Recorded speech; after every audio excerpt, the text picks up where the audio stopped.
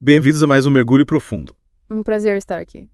Hoje vamos explorar um tema que ecoa na alma humana, desde sempre, né? A vida após a morte. É verdade. Quem nunca se perguntou o que acontece depois que a gente parte deste plano terreno Exato. e através da obra O Céu e o Inferno do Allan Kardec. Isso. A gente vai desvendar as diversas perspectivas sobre a imortalidade da alma, as possíveis penas e recompensas na vida espiritual. Sem dúvida. A crença na vida após a morte é um fio condutor que perpassa diversas culturas e religiões, né? Permeia, né, a história da humanidade. E o interessante é como essa crença molda a nossa visão de mundo, né? Sim. E influencia a forma como a gente conduz as nossas vidas. É verdade. E O Céu e o Inferno se destaca por ser uma obra rica em detalhes sobre a vida espiritual, baseada em diálogos com espíritos desencarnados. Sim. Imagina ter acesso a relatos em primeira mão, Verdade. daqueles que já passaram pelo véu da morte. É fascinante. Através dessas comunicações, como o Kardec argumenta, a gente pode vislumbrar o que nos aguarda do outro lado. O céu e o inferno nos convida a uma profunda reflexão, né? Sobre o significado da vida, da morte. E a repensar como a gente encara a nossa própria existência. É verdade. Para começar a nossa jornada, vamos abordar um dos medos mais ancestrais da humanidade, né? Sim. O medo da morte. Kardec argumenta que esse medo é intrínseco, né? Ao ser humano, impulsionado pelo instinto de autopreservação. O desconhecido nos amedronta. Mas será que o espiritismo, com essa visão lógica da vida espiritual, pode nos ajudar a superar esse temor? Sim, pois o espiritismo propõe que a morte não é o fim, mas uma transição. Imagina a morte como uma mudança de estado, né? Certo. Como, por exemplo, a transformação da água em vapor. A essência permanece, apenas a forma se altera. E essa perspectiva pode trazer grande consolo, né? E alívio para quem teme o desconhecido. Interessante essa analogia. É. E partindo dessa premissa, né, da continuidade da vida, como o espiritismo redefine as concepções tradicionais de inferno e céu. Muitas vezes essas concepções elas estão enraizadas em imagens de punição eterna, né? Sim. Ou de uma felicidade estática. Como que o espiritismo vê isso? O espiritismo nos convida a transcender essas visões, né? Ao invés de um local físico, né? De tormento ou de êxtase. Certo. O céu e o inferno nos apresenta a vida espiritual como um contínuo, né? De progresso e aprendizado. Imagina a vida após a morte como uma escola, né? Certo. Onde cada experiência, cada desafio contribui para a nossa evolução. A justiça divina, nesse contexto, se torna um processo pedagógico, né? Sim. Guiando a alma, né?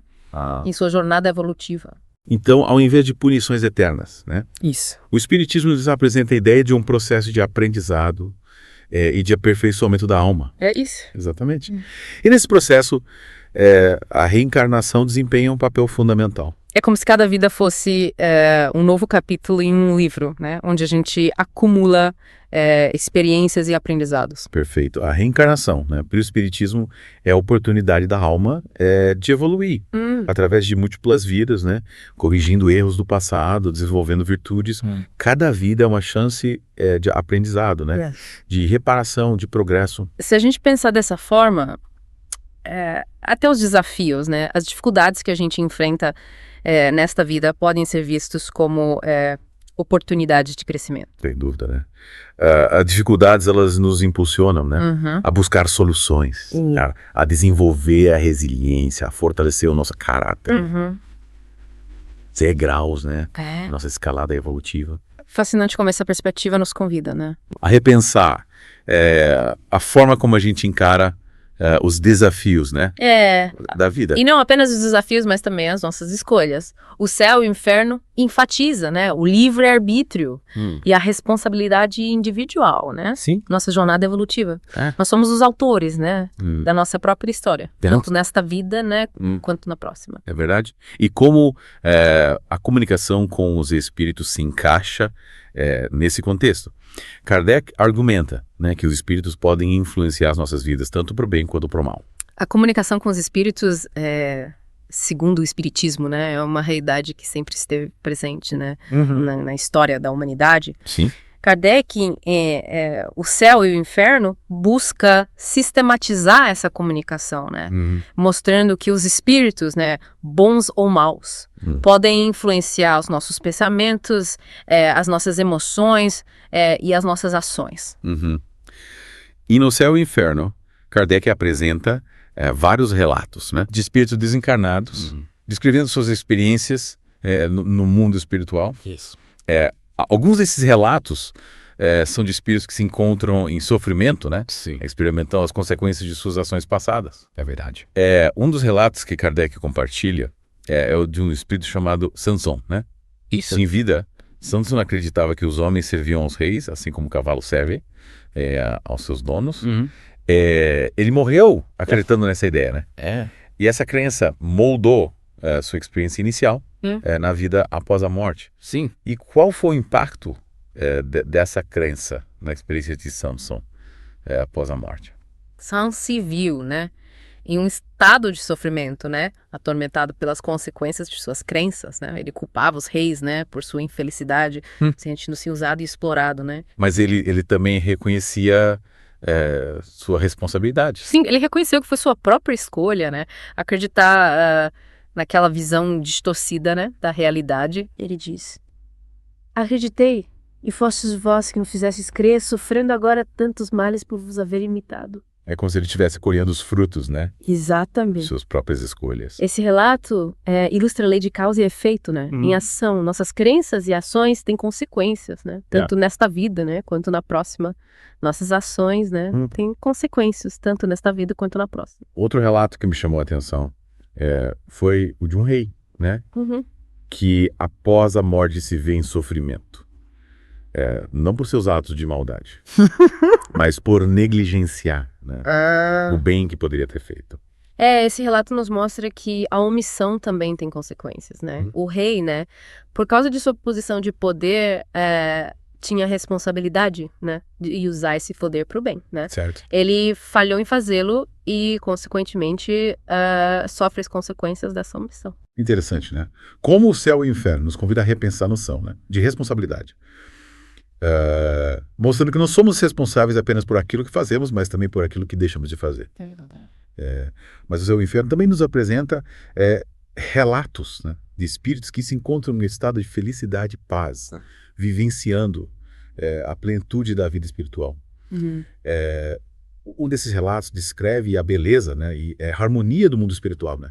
O espírito relata a experiência de ter um corpo fluídico, né, leve, ágil, capaz de se movimentar livremente pelo espaço, de se comunicar através do pensamento, de vivenciar a beleza das paisagens espirituais e de se conectar com outros espíritos em um ambiente de amor e fraternidade.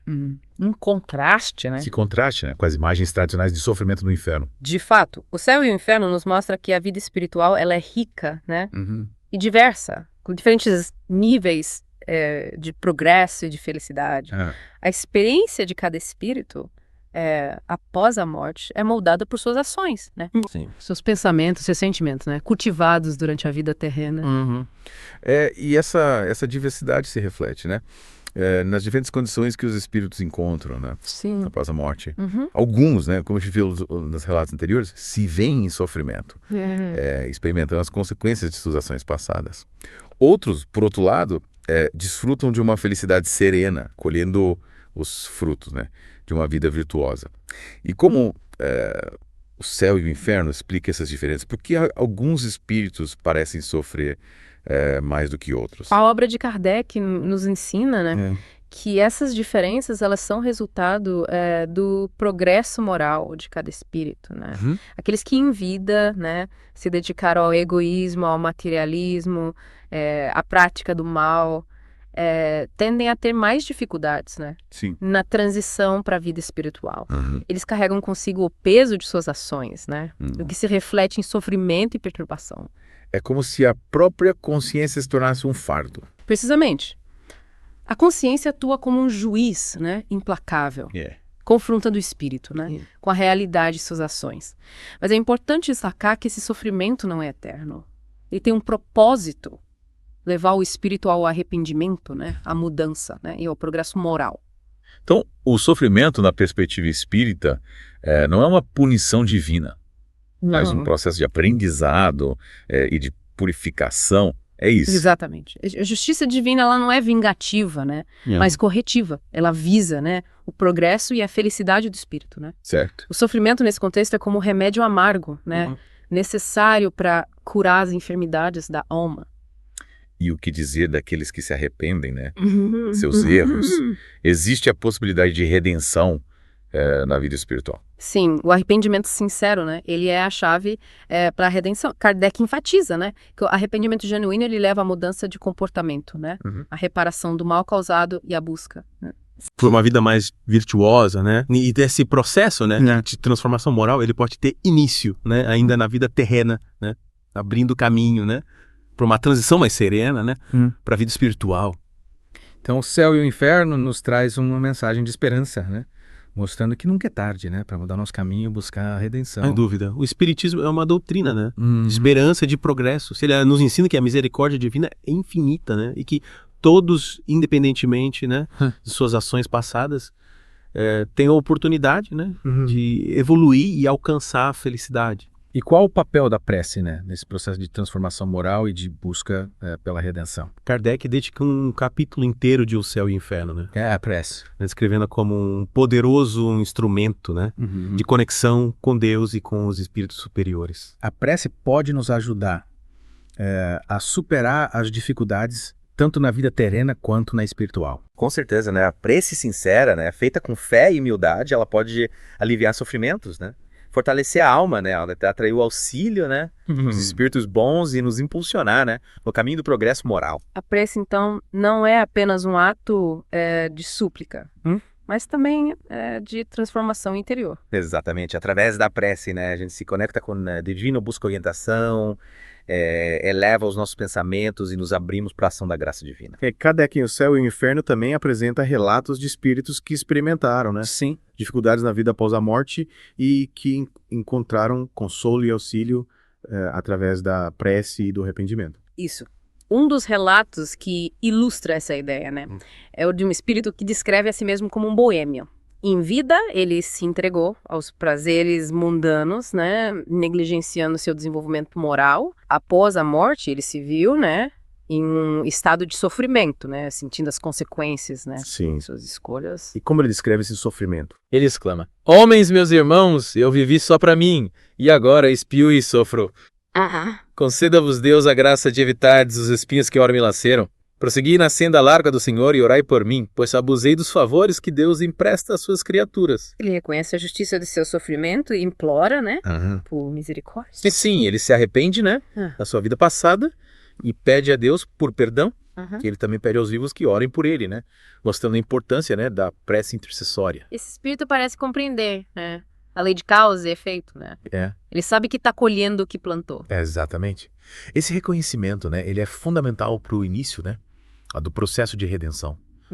A consciência de seus erros e o desejo sincero de mudar, né, são os primeiros passos para a libertação do sofrimento. E como esse espírito pode encontrar alívio para o seu sofrimento? Através do arrependimento sincero, né, da mudança de comportamento, né, Sim. e do auxílio dos espíritos bons, né. Atraídos pela prece e pela compaixão, o céu e o inferno nos mostram que a misericórdia divina é infinita, né, e que sempre há a possibilidade, né, de redenção para aqueles que se arrependem e buscam um caminho do bem.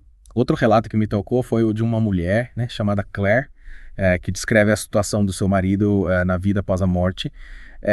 Ele a maltratou durante a vida terrena e agora se encontra em um estado de perturbação e sofrimento, colhendo, né, os frutos amargos de suas ações. Esse relato nos mostra que as relações interpessoais, né, elas continuam a ter impacto, né, após a morte. As ações que praticamos, né, em relação aos outros, sejam positivas ou negativas, geram consequências, né, que se estendem para a vida espiritual. E Claire descreve, né, o estado do seu marido como lamentável, né? Ele se encontra perdido, desamparado, né, como uma criança incapaz é de cuidar de si mesma. Exatamente. E essa situação, né, é o reflexo direto, né, do seu comportamento egoísta e cruel, né, durante a vida terrena. Ele semeou a discórdia, né, e a dor, né, e agora colhe os frutos amargos, né, dessa semeadura. Mas o céu e o inferno também nos mostram que a misericórdia divina é infinita, né?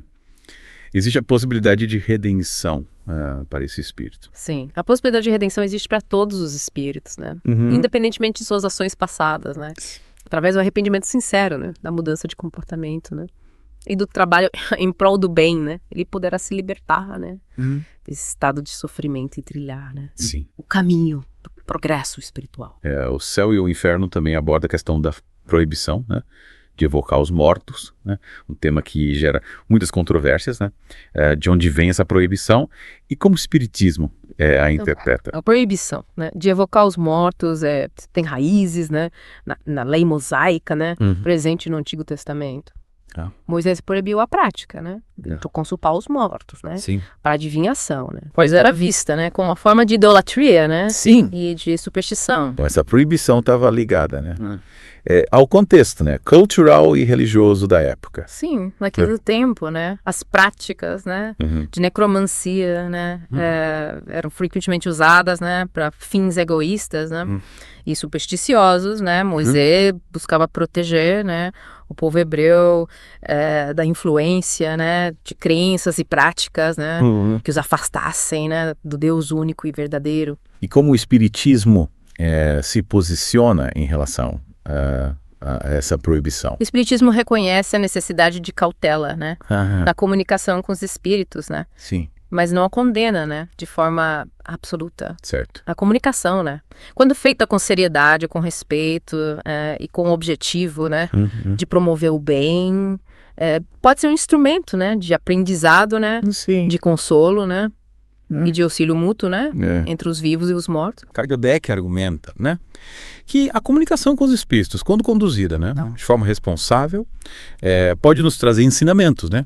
Sobre a vida espiritual, né? Nos consolar em momentos de aflição, né? E nos auxiliar em nosso progresso moral. Exatamente. E cita em Céu e Inferno, né? Diversos exemplos, né? De espíritos que se comunicaram com os vivos, né? Para transmitir mensagens, né? De esperança, né? De consolo, de orientação. Esses relatos demonstram, né?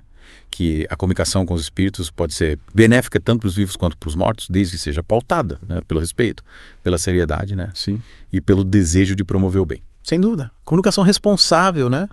E ética, né? Sim. Com os espíritos pode ser um instrumento, né? De progresso espiritual, né? E de aproximação, né? Entre os dois mundos.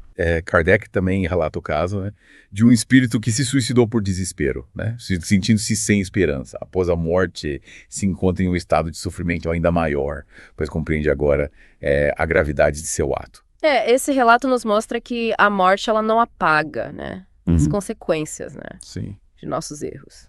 Suicídio, né? Longe de ser uma solução, né? Para os problemas, agrava a situação do espírito, né? Prolongando seu sofrimento e atrasando, né? Sim. Seu progresso espiritual. E o que levou esse espírito ao suicídio, o que o fez perder a esperança, né? E desistir da vida, ele diz, o tédio de uma vida sem esperança, ele não via sentido, né, em sua existência, né, e a falta de fé, né, sim, o desespero, ele se esqueceu, né, que a vida é um dom divino, né, sim, uma oportunidade de aprendizado, né, e de crescimento, né, mesmo em meio às dificuldades. Esse relato destaca, né, a importância da fé e da esperança, né, em Deus. Sim. A fé nos dá força, né, para enfrentar as dificuldades da vida, e a esperança nos impulsiona, né, para a busca de um futuro melhor, né, tanto nesta vida quanto na próxima. Exatamente, né. A fé e a esperança são como bússolas, né, que nos orientam, né, em meio às tempestades da vida, né, nos mostrando que mesmo nos momentos mais difíceis há um sentido, né, um propósito maior, né, que nos impulsiona para frente. Kardec também relata a história de um homem que cometeu um assassinato, né? E após a morte se vê atormentado, né? Pelo remorso, pela presença, né? De suas vítimas. Ele colhe agora os frutos amargos de suas ações, né? Experimentando na própria alma a dor que infligiu a outros. Esse relato nos mostra que a justiça divina ela é implacável, né? Ninguém escapa, né, das consequências de seus atos, né? A lei de causa e efeito ela se aplica a todos, né? Independentemente, né, de sua posição social, de sua riqueza ou de sua inteligência. E como ele descreve o seu sofrimento, o que o atormenta? Ele diz, vejo-as felizes, seus olhares perseguem-me, sinto que me varam ser e debalde tanto fugir-lhes. É como se ele estivesse sendo constantemente confrontado, né, com a realidade de seus atos, né, com a dor que causou. Sim, a culpa, o remorso, né, o atormento, né, mostrando que a consciência, né, ela é um juiz, né, implacável, que não se deixa enganar, né, para aparências ou justificativas. E o que ele pode fazer para se libertar, né, desse sofrimento, como ele pode encontrar a paz e a redenção. Ele precisa se arrepender sinceramente, né, pedir perdão às suas vítimas, né, e buscar reparação, né, do mal que causou, né? Claro. Através do arrependimento, né? Da mudança de comportamento, né? E do trabalho em prol do bem, né? Ele poderá aliviar, né, seu sofrimento e trilhar, né? Sim. O caminho da redenção. O céu e o inferno nos mostra que a justiça divina é misericordiosa, mas também implacável. Ninguém escapa das consequências de seus atos, né? Mas a todos é dada a oportunidade de se arrepender, né? Reparar seus erros e de trilhar o caminho do bem. É uma mensagem, né, que nos convida à responsabilidade, né, à vigilância e à busca constante, né, pelo aperfeiçoamento moral. E Kardec nos mostra que essa busca, né, pelo aperfeiçoamento moral não se limita à vida terrena, né, mas se estende para a vida espiritual, né? Isso. Onde continuaremos a evoluir e progredir, né? Em direção à perfeição. Exatamente. A vida espiritual, né? É uma continuação da vida terrena, né? Com suas alegrias e desafios, né? Suas oportunidades, né? De aprendizado e de crescimento. É um processo que não termina com a morte, né? Do corpo físico, mas que se estende para a eternidade. Se estende para a eternidade. E o céu e o inferno nos revela que essa busca pelo progresso moral e espiritual pode influenciar até a forma como a alma se despende do corpo físico no momento da morte. É como a forma como a gente vive, né? Essa vida terrena impactasse diretamente a nossa experiência na transição para o mundo espiritual. Exatamente, Kardec aqui descreve, né, que para aqueles que se apegam à materialidade, né, e negligenciam o desenvolvimento moral, o processo de desprendimento da alma pode ser angustiante, né, e perturbador.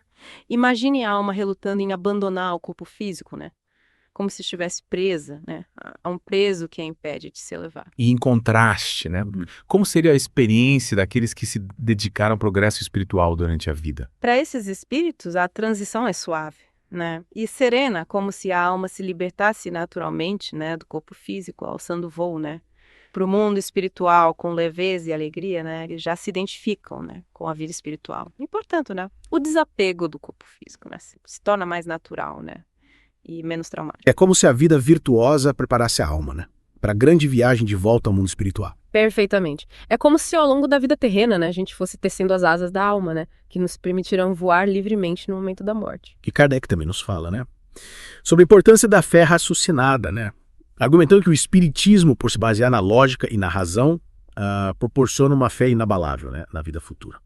A fé raciocinada, né? Ela não se baseia, né, em dogmas ou em crenças cegas, né, mas na observação, né, na análise, na compreensão dos fenômenos espirituais. É uma fé que busca a verdade, né, através da razão, do estudo, da experimentação. Então o espiritismo nos convida, né, a questionar, né, a investigar, a buscar a verdade por nós mesmos, ao invés de simplesmente aceitarmos o que nos é imposto. Exatamente. O espiritismo nos liberta, né, das amarras da ignorância e da superstição, nos convidando a trilhar o caminho da razão, né, e do conhecimento. E essa busca pela verdade, né, nos leva a uma fé mais sólida, né?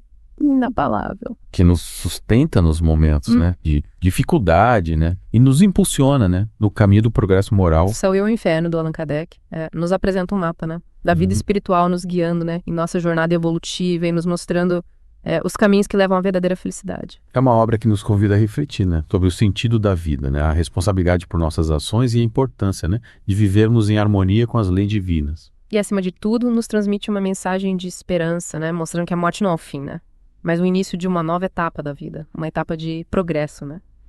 E de aproximação com Deus. E essa jornada continua, né? Após a leitura, né, de O Céu e o Inferno. A verdadeira sabedoria, como Kardec nos ensina, né? Não reside apenas no conhecimento teórico, né? Mas na aplicação desses conhecimentos em nossa vida, né? Na transformação moral, né?